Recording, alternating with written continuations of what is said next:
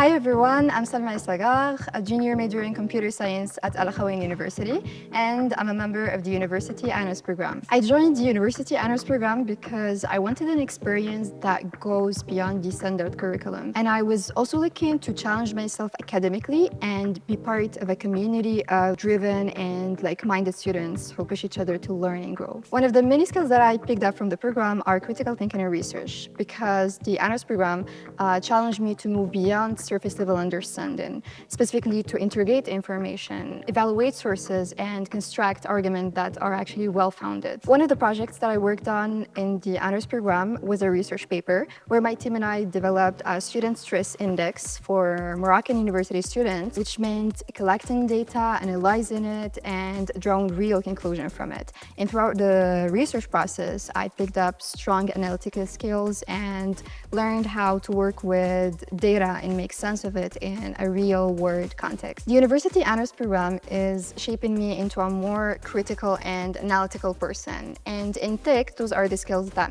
set you apart, because anyone can learn a tool or a language. However, knowing how to walk through a problem or make sense of complex data is what makes the difference. But